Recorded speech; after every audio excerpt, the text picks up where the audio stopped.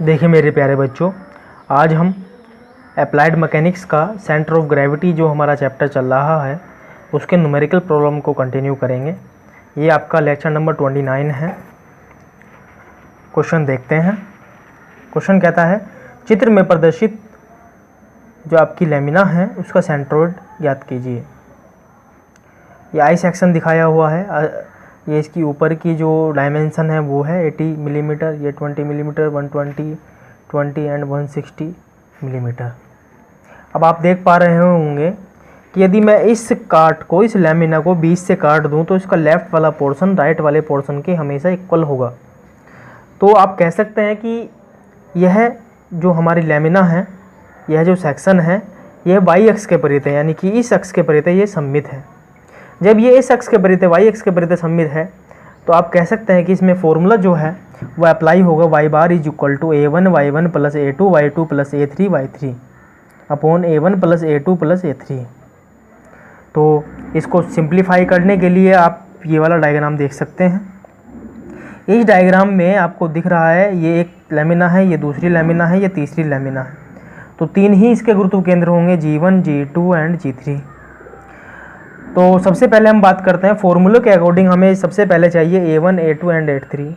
तो A1 के लिए आप कह सकते हैं कि इसकी जो ऊपर की डायमेंशन है 80 है और जो नीचे वाली डायमेंशन है वो 20 है। तो इसको मल्टीप्लाई करेंगे तो ये 1600 मिलीमीटर स्क्वायर आ जाएगा। इसके बाद A2 की बात करेंगे। A2 की बात करेंगे तो यहाँ से लेकर के ये वाला जो पोर्शन है वो A2 होगा आपका। तो वहाँ पे 120 इंटू 20 करेंगे आप तो 2400 मिलीमीटर स्क्वायर आ जाएगा। ऐसे A3 की बात करेंगे तो A3 में देख सकते हैं आप 160 इंटू 20, तो आप कह सकते हैं 3200 मिलीमीटर स्क्वायर आ जाएगा। अब इसके बाद बात करते हैं हम Y1 Y2 एंड Y3 की। ये सबसे इम्पोर्टेंट पोर्शन होता है Y1 Y2 एंड Y3। तो इसमें आपको कुछ नहीं करना होता है, जैसे आपका जो भी आपका लेमिना है, सेक्शन है, उसको आप नीचे धरती पर मान सकते हैं, यानी कि एक्स एक्स पर पड़ा हुआ माना जा सकता है कोई भी पिंड। इसके बाद आप कहते हैं कि वहाँ से एक्स अक्ष से लेकर के G1 तक की जो दूरी है वो ही Y1 है और एक्स अक्ष से लेकर के G2 तक की जो दूरी है वो Y2 है और एक्स अक्ष से लेकर के G3 तक की दूरी Y3 है।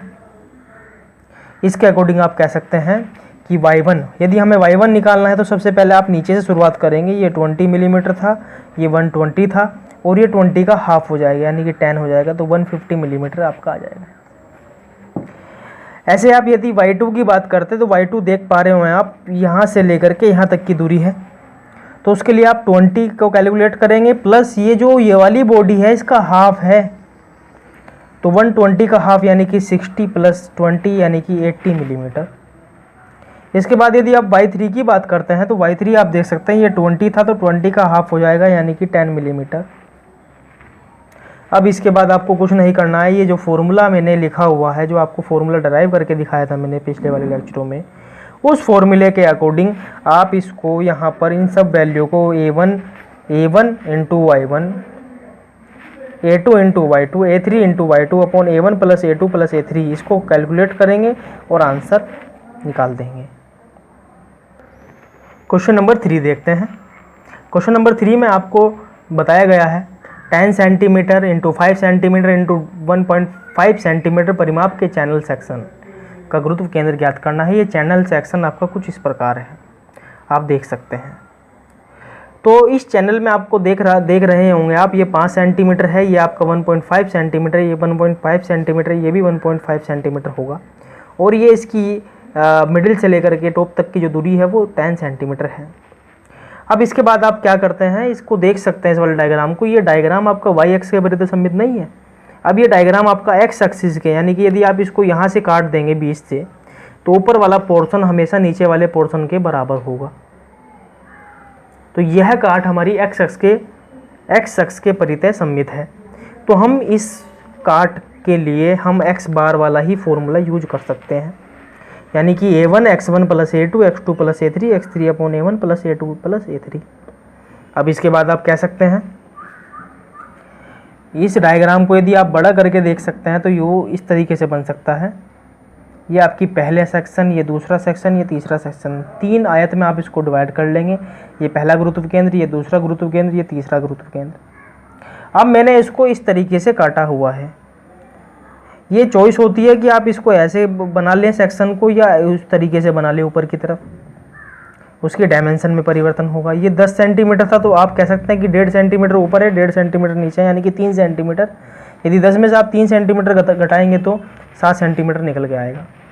तो आप कह सकते हैं A1, A2 एंड A3 की जो वैल्यू है वो यहाँ से देख सकते हैं। A1 यानी कि 5 इंटू 1.5 7.5 सेंटीमीटर स्क्वायर। ऐसे ही ये वाला जो सेक्शन है दूसरे वाला, उसमें 7 इंटू 1.5 होगा यानी कि 10.5 सेंटीमीटर स्क्वायर। उसके बाद तीसरे वाला होगा 5 इंटू 1.5 यानी कि 7.5 सेंटीमीटर स्क्वायर। इसके बाद यदि बात करते हैं हम x1, x2 एंड x3 की, तो आप देख सकते हैं कि ये अब हमें x वाली दूरियां पता करनी है तो हम y एक्सिस से चलते हैं। ये हमारी y एक्स है। इस y एक्सिस से लेकर के G1 तक की दूरी x1, y एक्स से दूरी G2 तक की x2 एंड y एक्स से दूरी G3 तक की वो x3 होगी। तो x1 की वैल्यू आप कह सकते हैं कि ये जो 5 सेंटीमीटर है इसका हाफ, 5 सेंटीमीटर का हाफ यानी कि 2.5 सेंटीमीटर, एंड 1.5 सेंटीमीटर का हाफ 0.75 सेंटीमीटर, एंड 5 सेंटीमीटर का हाफ यानी कि 2.5 सेंटीमीटर। ये आपका x1 and x2 and x3 ये आ गया है। ये आप समझ गए होंगे। इसके बाद बात करते हैं x बार की। तो x बार के लिए फॉर्मूला लगता है A1 x1 plus A2 x2 plus A3 x3 upon A1 plus A2 plus A3। तो उसके लिए आप वैल्यू को पुट करना है, कुछ नहीं करना है इसमें। A1 की value 7.5 into 2.5 plus 10.5 into 0.75 plus 7.5 into 2.5 divided by 2.5 plus 0.75 plus 2.5, और उसके बाद इसकी कैलकुलेशन करेंगे और आंसर निकाल लेंगे, 1.78 सेंटीमीटर आ जाएगा। इसलिए आप इसको ध्यानपूर्वक करिएगा कैलकुलेशन को।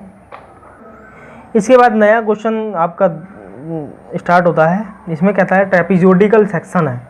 एक समलंबाकार क्षेत्र में से 90 मिलीमीटर त्रिज्या का एक अर्धवृत्ताकार क्षेत्रफल काटा गया है। आप देख सकते हैं ट्रेपीजोइडल एक सेक्शन है, उसमें से आपको ये अर्धवृत्ताकार कोई मतलब वृत्त को काटना है, क्षेत्रफल को काटना है, तो आपके पास ये बचेगा। तो शेष बचे भाग का गुरुत्व केंद्र आपको निकालना है। जो बचा हुआ शेष भाग है उसका आपको सेंटर ऑफ ग्रेविटी निकालना है।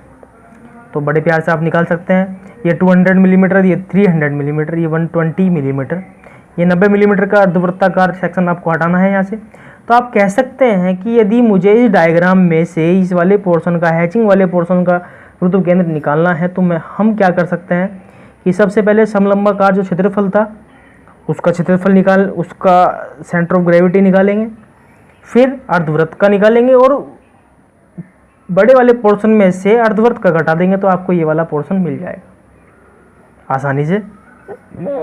तो कह सकते हैं कि यह काट y एक्स के विरुद्ध है। बिल्कुल सही बात है। यदि आप इसको y एक्स के विरुद्ध यदि काटते हैं तो लेफ्ट वाला पोर्शन राइट वाले पोर्शन के हमेशा बराबर होगा।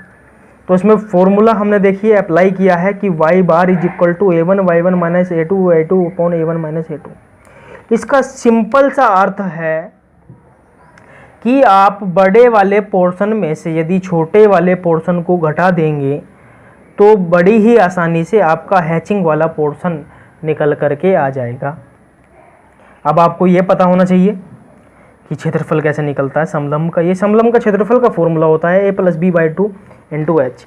यहाँ पर जो a है वो ऊपर वाली भुजा है, b यहाँ पर नीचे वाली है, और इंटू एच का मतलब ये वाली हाइट है।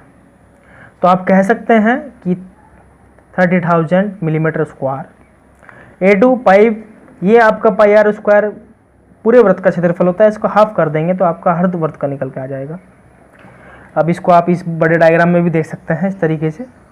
ये y1 है और यदि हमें y2 निकालना है तो y2 को आप कह सकते हैं कि ये हमारा y2 है, ये हमारा y2 है। तो इसी तरीके से y1 की वैल्यू कैसे निकलती है 2a plus b upon a plus b into h by 3। ये फॉर्मूले मैंने आपको लेक्चर नंबर 3 में बताए हुए हैं, आप वहाँ से कंसीडर कर सकते हैं। अब इसको फॉर्मूले को लगाने के बाद आपकी y1 की वैल्यू आ गई है। y2 की वैल्यू भी अर्धवृत्ताकार के लिए 4r अपॉन 3 पाई होती है, वहाँ से उसकी वैल्यू निकाल लेंगे। अब आपको ये जो वैल्यू निकल के आई है a1, a2, y1 और y2, इन सभी वैल्यू को y बार वाले फॉर्मूले में अप्लाई करके आपको बड़ी ही आसानी से y बार की वैल्यू निकल सकती है। आप इसको निकाल लेंगे। सेम ऐसा ही क्वेश्चन अब इस ये क्वेश्चन नंबर 5 होता है, बनता है आपके लिए। एक अर्धवृत्ताकार रिंग के गुरुत्व केंद्र के को ज्ञात करें जबकि आंतरिक तथा बाह्य व्यास 10 सेंटीमीटर और 15 सेंटीमीटर है। ये आंतरिक व्यास है 10 सेंटीमीटर और बाह्य व्यास है 15 सेंटीमीटर। अब आपको यहाँ पे हैचिंग कर सकते हैं आप, ये वाली जो पोर्शन है इसका गुरुत्व केंद्र आपको चाहिए। तो आप सिंपल सा वही फॉर्मूला लगाएंगे कि यह घाट y x के विरुद्ध सममित है, तो a1 y1 minus a2 y2 upon a1 minus a2। अब a1 के लिए π/2 पाई आर स्क्वायर बाई 2 और पाई आर स्क्वायर बाई 2, सबसे पहले बाहर वाला निकालेंगे फिर अंदर वाला निकालेंगे। इसके बाद आप y1 y2 निकालेंगे 4r/3 पाई से और 4r/3 पाई से y2 की वैल्यू निकालेंगे और अपने सिंपल से y बार वाले फॉर्मूले में a1 y1 minus a2 y2 upon a1 minus a2 में इसको पुट कर देंगे तो आपकी वैल्यू यहाँ से बड़ी ही आसानी से निकल करके आ जाएगी। धन्यवाद।